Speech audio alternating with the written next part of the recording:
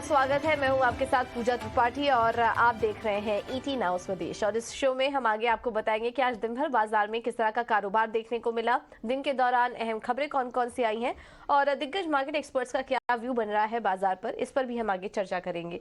लेकिन सबसे पहले मार्केट का एक चेक ले लेते हैं। और बाजार में हमने देखा लगातार दूसरे दिन तेजी देखने को मिली, लेकिन ऊपरी स्तरों से थोड़ा नीचे आया। 17,200 के लेवल को मार्केट क्रॉस नहीं कर सका और क्लोजिंग जो हुई वो 17,152 के आसपास देखने को मिली है। और आज तेजी दिखी थी फार्मा से, सरकारी बैंक, ऑटो शेयरों से सपोर्ट मिला आज। और इसके अलावा आज हमने देखा कि मिड कैप और स्मॉल कैप शेयरों में भी काफी शानदार तेजी देखने को मिली। एडवांस डिक्लाइन रेशियो भी अगर देखेंगे तो ज्यादातर चढ़ने वाले शेयर्स ही नजर आए हैं और हर एक गिरने वाले शेयर के सामने लगभग 2 स्टॉक्स ऐसे थे जो कि मजबूती के साथ कारोबार कर रहे थे। तो ये तो था दिन भर का मार्केट का एक्शन, लेकिन तेजी काफी अच्छी आई थी बट उतनी सस्टेन नहीं कर पाई। और क्लोजिंग हमने देखा कि यहाँ पर ऊपरी स्तर से थोड़ा नीचे आकर ही हमने क्लोजिंग देखी। सेंसेक्स 140 अंक ऊपर चढ़कर और बैंक निफ्टी ने भी आज 40,000 का स्तर छुआ, लेकिन जो क्लोजिंग हुई वो उसके नीचे ही देखने को मिली है। बैंक निफ्टी की अगर बात करेंगे तो करीब 100 अंकों की तेजी के साथ बैंक निफ्टी ने भी क्लोजिंग दी है। निफ्टी के टॉप गेनर्स थे आज HDFC life, Bajaj finance, Bajaj Finserv, sun pharma, Tata consumer. आज फाइनेंशियल और इंश्योरेंस स्टॉक्स का दिन था और यहाँ पर आज शानदार तेजी देखने को मिली है। वहीं गिरने वाले साइड पे बीपीसीएल, एनटीपीसी, कोल इंडिया, अदानी पोर्ट्स और एक्सिस बैंक जैसे स्टॉक्स में आज कमजोरी भी देखने को मिली है। वहीं इंडेक्स स्पेसिफिक एक्शन की बात करें अगर तो आज सबसे ज्यादा तेजी थी फार्मा में, सरकारी बैंकों में और हेल्थ केयर में आज शानदार तेजी देखने को मिली। वहीं मीडिया और मेटल और चुनिंदा रियल्टी शेयरों ने आज बाजार में दबाव बनाने का काम किया। अब बात करते हैं मिड कैप स्पेस की, तो यहां पर आज दिन भर एक्शन था और ब्रॉडर इंडाइसेस के सामने मिड कैप शेयरों में आज काफी अच्छा एक्शन देखने को मिला है। अगर चढ़ने वाले शेयरों पर नजर डालें तो आज तेजी थी इमामी में, Linde India, Vodafone Idea, Alkem labs, doctor Lal path जैसे स्टॉक्स आज तेजी के साथ कारोबार कर रहे थे। पेटीएम में भी आज शानदार तेजी देखने को मिली। वहीं कमजोर थे एबीबी, पीबी फिनटेक, सेल, बीएचईएल और कमिंस। आज कैपिटल गुड्स शेयरों में आज हमने कमजोरी देखी और यहां से थोड़ा वीकनेस देखने को मिली है। तो ये था आज दिन भर का मार्केट का एक्शन, लेकिन एक काफी अहम इवेंट भी होने वाला है। फेड के फैसला आज देर रात आ जाएगा, उस पर ग्लोबल बाजार रिएक्ट करते हुए नजर आएंगे, तो उस पर हमारी नजर बनेगी और उसको देखते हुए फिर कल भारतीय बाजारों की चाल पर भी हमारी नजर होगी। लेकिन चलिए अब आगे बढ़ते हैं और इस बाजार में मार्केट एक्सपर्ट्स की क्या व्यू बन रहे हैं कि करके आपके सामने ये भी रखते हैं। और आनंद राठी के प्रदीप गुप्ता ने हमसे खास बातचीत में कहा कि इस वक्त मिड कैप में लार्ज कैप के मुकाबले बेहतर निवेश के मौके दिखाई दे रहे हैं। आज की तारीख में अगर मैं देखूं तो मिड कैप स्टॉक्स काफी रीजनेबली वैल्यू हुए हैं, तो लोगों को मिड कैप स्टॉक में डेफिनेटली ध्यान देना चाहिए जहां जहां पे भी वैल्यूएशन इंक्रीज हुआ है। और उसका दूसरा रीजन ये भी है कि अगर हम वास्तव में कॉर्पोरेट ग्रोथ देख रहे हैं और अगर हम वास्तव में जितना भी निवेश गवर्नमेंट की तरफ से या जो नया निवेश का कॉर्पोरेट सेक्टर लेके आ रहे हैं by having a positive mindset from A future point of view, तो मिड कैप सेक्टर डेफिनेटली ज्यादा रिटर्न देगा। तो मिड कैप सेक्टर एक ऐसा सेक्टर है जहां हम हमेशा सलाह देंगे निवेशकों को कि अपना निवेश जारी रखें और चालू करें। और ये सेक्टर अभी पिछले रिएक्शंस में काफी रीजनेबल वैल्यूएशन पे अभी दिख रहा है अगर आज के समय में मैं देखूं तो। बिल्कुल, तो मिड कैप स्टॉक्स पर आप नजर रखिए। लेकिन चलिए अब रुख करते हैं कमोडिटी मार्केट का। और कमोडिटी मार्केट में आज दिन भर किस तरह का एक्शन देखने को मिला, बताने के लिए विश्व मोहन हमारे साथ जुड़ गए हैं। विश्व मोहन बताइए। कमोडिटी मार्केट में सबसे पहले बुलियन की अगर बात करें तो जो दबाव दिख रहा था रिकॉर्ड ऊंचाई से एमसीएक्स पर और 1 साल से ज़्यादा की ऊंचाई से कॉमेक्स काफ़ी 2% तक नीचे आ चुका था, लेकिन अब आज यहां पर रिकवरी दिख रही है। फेड के फैसले से पहले अच्छी रिकवरी दिख रही है और चांदी की रिकवरी तो और भी ज़्यादा है। हालांकि बाजार यही मानकर चल रहा है कि आज फेड सिर्फ 4.5% ब्याज दरों में बढ़ोतरी करेगा, लेकिन अब देखते हैं किस तरह से आगे की कमेंट्री पर नजर रहेगी। आगे वो ब्याज दरों को लेकर क्या पॉज करेंगे या आगे घटाएंगे, वो वहाँ पर क्या कमेंट्री रहती है, उस पर पूरे ही बुलियन मार्केट की नज़र है। कच्चे तेल की अगर बात करें तो एक शानदार रिकवरी कल के सत्र में देखी थी घरेलू बाजार में, लेकिन इंटरनेशनल मार्केट में हालांकि उतनी रिकवरी नहीं देखी आई। लेकिन वो जब $75 के ऊपर जब भी जा रहा है ब्रेंट क्रूड, तो वहाँ पर दबाव दिख रहा है। आज भी आधे से 1% तक की गिरावट यहाँ पर दिख रही है। और रूस की तरफ से इस बात के संकेत मिले हैं कि जो उत्पादन कटौती वो कर रहे हैं वो जून तक इसे जारी रखेंगे। साथ ही इंटरनेशनल एनर्जी एजेंसी का भी बयान आया है कि वो चीन की डिमांड आगे बढ़ने वाली है। साथ ही सेंट्रल बैंकों का जो रुख है वो भी नरम हो रहा है। ये सब वजह है जो क्रूड को निचले लेवल पे सपोर्ट कर रहे हैं, और यही वजह है कि आज के सत्र में उस तरह की गिरावट भी नहीं दिख रही है। कल की अच्छी रिकवरी के बाद भी एक दायरे में ही बाजार क्रूड का मार्केट घूम रहा है। बिल्कुल, तो दायरे में ही क्रूड में इस वक्त एक्शन देखने को मिल रहा है, और तमाम कमोडिटी मार्केट में भी अब नज़र है कि फेड का फैसला क्या निकल कर आता है। उसके बाद हम कुछ मूवमेंट यहाँ पर और हलचल और ज़्यादा कमोडिटी मार्केट में देखेंगे। लेकिन चलिए अब आगे बढ़ते हैं, और क्या हाल फिलहाल की गिरावट के बाद भारतीय बाजार में खरीदारी के मौके हैं? क्या ग्लोबल बैंकिंग सेक्टर भारत को अब परेशान नहीं करेगा? दुनिया के दिग्गज ब्रोकर क्या मान रहे हैं इंडिया को लेकर? इस पर एक डिटेल रिपोर्ट लेकर हमारे साथ प्रियंका मौजूद हैं। प्रियंका, बताइए। एक्चुअली देखिए, जब India rest of the world को इतना अंडर परफॉर्म कर रहा हो तो ये सवाल ज़रूर बनेगा दिमाग में। आप निफ्टी को अगर दूसरे मार्केट से कंपेयर करें तो हम कितनी बड़ी अंडर परफॉर्मेंस दिखा रहे हैं, तो क्या अब आकर्षक हो गए हम? क्या are we attractive at this level? तो इस पे 3 बड़े ब्रोकरेज हाउसेस का व्यूज़ हम लेकर आए हैं और उनका क्या कहना है। पहला चलिए एक सिटी का व्यू आपको सुनवाते हैं। उन सिटी का ये मानना है, उनके सुरेंद्र गोयल रिसर्च हेड है, उन्होंने रिपोर्ट के कुछ कंक्लूड्स हैं उनके, आप स्क्रीन पर देख रहे हैं, जिसमें उनके हिसाब से जो अभी जो फिलहाल गिरावट देखने को मिल रही है उसके चलते रिस्क रिवॉर्ड रेशियो बहुत अट्रैक्टिव हो गया इंडियन मार्केट्स को बाय करने के लिए। इनफैक्ट उन्होंने मार्च 2024 के लिए, यानी अब से 1 साल आगे के लिए निफ्टी का एक बुलिश टारगेट भी दिया है। उन्हें लगता है कि यहाँ से लगभग 1300-1400 पॉइंट्स की रैली आपको निफ्टी पे लगभग 18,500 का निफ्टी वो मार्च 2024 तक देखते हैं। तो यानी यहाँ से रिस्क जितना था वो डाउन साइड पर है, अब रिवॉर्ड्स ज़्यादा पॉसिबल है। और बड़ी बातें जो उन्होंने, जो ग्लोबल हेडविंड्स और जो बड़े मैक्रो एनवायरनमेंट के चलते जो इंडिया के लिए भी एक कंसर्न्स बने हुए हैं, बैंकिंग सिस्टम को लेके यूएस में जो बैंक्स रन चल रहा है उसके चलते क्या हम पर असर पड़ेगा, तो उनके हिसाब से लिमिटेड असर आएगा इंडियन बैंक्स पर। 2 प्रेफर्ड बेट्स भी उन्होंने स्पेस में बताई हैं। उन्हें गेल पसंद आता है और इंडिगो, ये 2 स्टॉक्स इन्वेस्टर्स हमारे व्यूअर्स ज़रूर ध्यान में रखें। दूसरा जो बड़ा व्यू हम लेकर आए हैं वो है बोफा सिक्योरिटीज़ का। बैंक ऑफ अमेरिका के जो एमडी है अमित शाह, उनका कहना है कि यहाँ से हालांकि अट्रैक्टिव हो सकती है मार्केट, लेकिन यहाँ से और गिरने के बाद बैंक ऑफ अमेरिका का यहाँ मानना है कि यहाँ से भी लगभग निफ्टी में 6% और गिरावट देखने को मिल सकती है। यानी अगर लेवल्स के टर्म्स में कहें लगभग 16,000, वहाँ पर आपको खरीदारी करनी चाहिए, वहाँ पर मौका बनेगा बाइंग का। और कुछ दूसरे जो हेडविंड्स पर उन्होंने बोफा का जो व्यू निकल कर आ रहा है, उनके हिसाब से यूएस में जो इन्फ्लेशन चल रहा है या यहाँ हार्ड लैंडिंग होगी, सॉफ्ट लैंडिंग होगी, पॉसिबल रिसेशन होगा, उसका जो भी असर होगा उससे एटलीस्ट इंडियन मार्केट्स तो बहुत जल्दी रिकवर हो जाएंगे। तो वो हेडविंड्स इंडियन मार्केट्स के लिए इतने बड़े नहीं दिखते हैं, लेकिन यस थोड़ा सा कॉशियस व्यू तो है अभी यहाँ से और फर्दर स्लाइड डाउन का। तीसरा व्यू जो है CLSA का है, उनके हिसाब से भी खरीदारी का ही मौका है, लेकिन सेंटिमेंट इस वक्त बेहद वीक है। ये विकास जैन मानते हैं कि भारतीय बाजार में जो सेंटिमेंट है अभी इस वक्त बहुत सेंसिटिव है, बेहद वीक है, और इस कमज़ोर सेंटिमेंट के समय यानी good price and good time doesn't come together, तो आपको इस खराब सेंटिमेंट में ही अच्छे स्टॉक पिक करने का मौका भी मिलेगा। इनफैक्ट उन्हें तो ऐसा लगता है कि 2008 हो, 2020 हो, ऐसे सेंटिमेंट एंट्री के मौके ही देते हैं। उन्होंने 2-3 और रेफरेंस पॉइंट भी अपने बात किए हैं।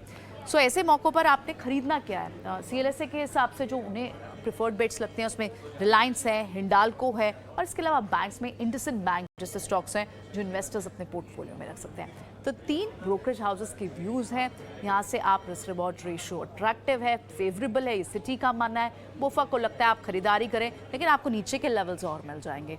और साथ ही CLSA का व्यू है सेंटिमेंट बेहद ख़राब है, लेकिन ऐसे में अच्छे स्टॉक पिकिंग हो पाती है। बिल्कुल, बहुत बहुत शुक्रिया प्रियंका आपका ये सारी जानकारी देने के लिए। तो बाजार पर दिग्गज ब्रोकरेज क्या कह रहे हैं इस वक्त इंडिया पर, ये कुछ व्यूज हमने आपको सुनवाए।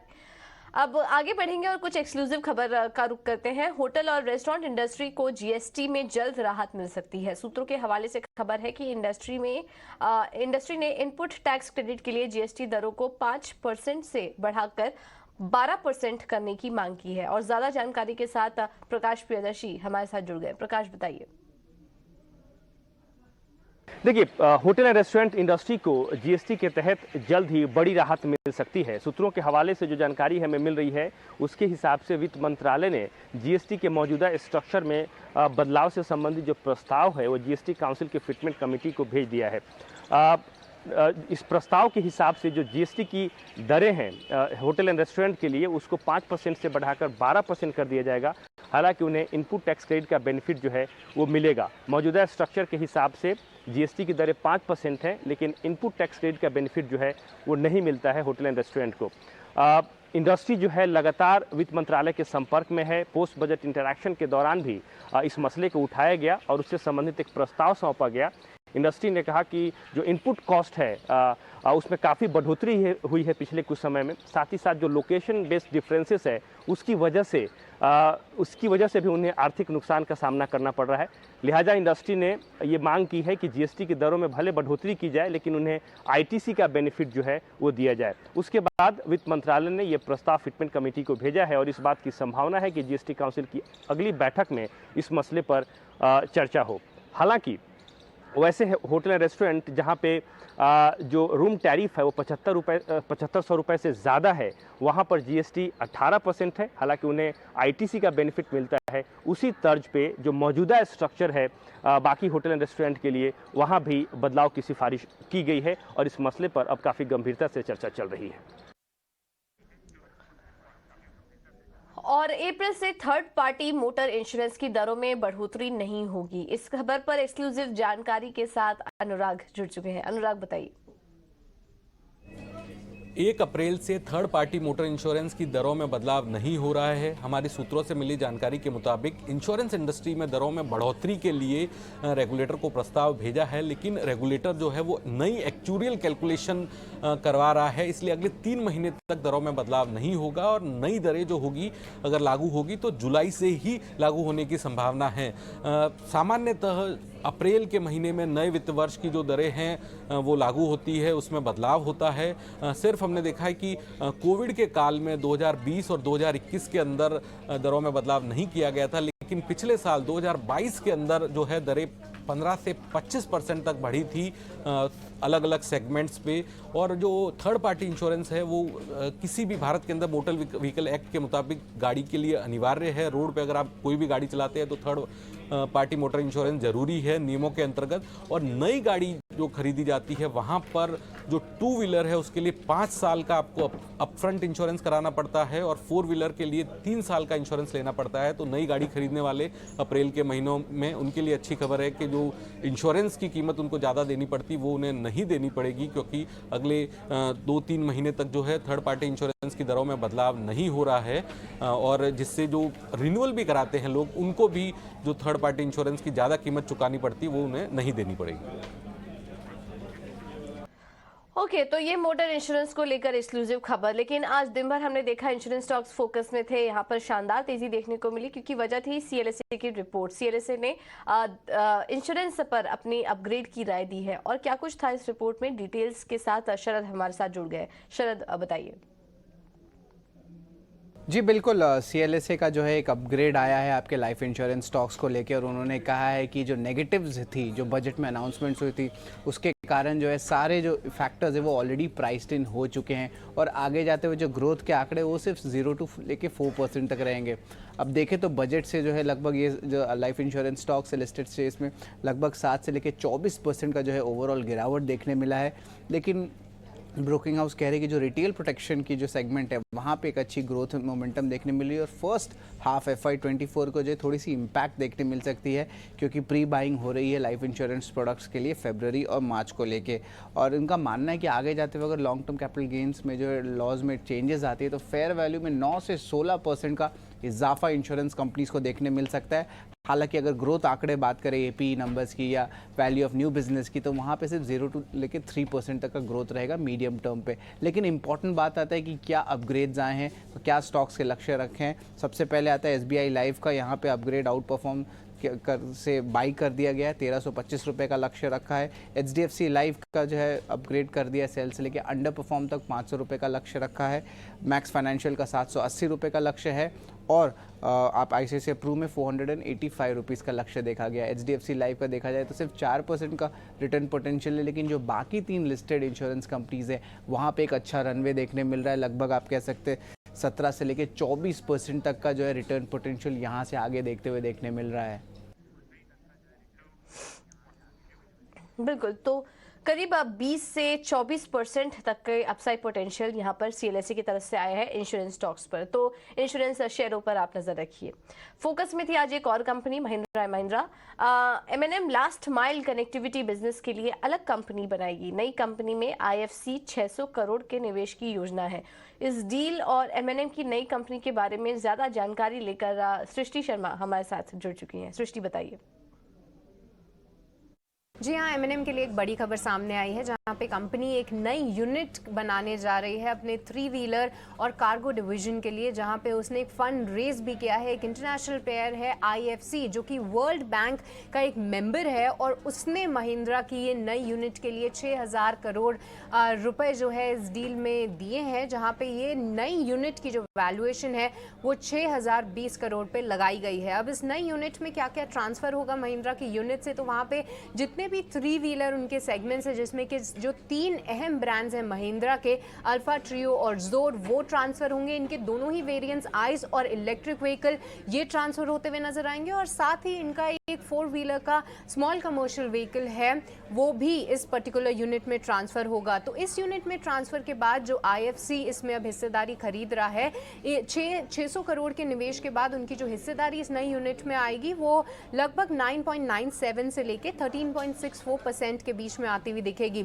अब बात करें कि आगे चल के इस नई यूनिट का फोकस एरिया क्या होगा, तो वहाँ पे जितने भी ब्रांड्स गए हैं 3 व्हीलर सेगमेंट में इस नई यूनिट में, उनके एक्सपेंशन पे नए प्रोडक्ट रेंज लाने की कोशिश की जाएगी, और खास तौर से फोकस रहेगा इलेक्ट्रिक मोबिलिटी के लिए, जहाँ पे ये जो ब्रांड्स हैं ये ऑलरेडी इलेक्ट्रिक डिवीजन में हैं, और इसके बाद उनको किस तरीके से ग्रो किया जाए वो महिंद्रा का फोकस रहेगा। हम आपको बता दें कि IFC की ये फर्स्ट इन्वेस्टमेंट है एक EV मैन्युफैक्चरर में भारत में, और साथ ही अगर ग्लोबली देखा जाए तो इलेक्ट्रिक मैन्युफैक्चरर का ये फर्स्ट इन्वेस्टमेंट है इलेक्ट्रिक 3 व्हीलर मैन्युफैक्चरर का IFC के द्वारा। तो ये बड़ी खबर महिंद्रा के लिए, जहाँ पे एक नई यूनिट का जो कंपनी बनाएगी, और साथ ही इस नई यूनिट में एक नया इन्वेस्टर भी हमने आता हुआ देखा है। बिल्कुल, तो बड़ी खबर महिंद्रा महिंद्रा के लिए। वर्ल्ड बैंक ग्रुप की कंपनी है जो कि पहली बार EV स्पेस में भारतीय कंपनी में निवेश करने जा रही है। तो महिंद्रा महिंद्रा इस खबर के चलते आज दिन भर फोकस में था। चलिए फिलहाल इस बुलेटिन में इतना ही, लेकिन आप बने रहिए हमारे साथ, खबरों का सिलसिला आगे भी जारी रहेगा। नमस्कार।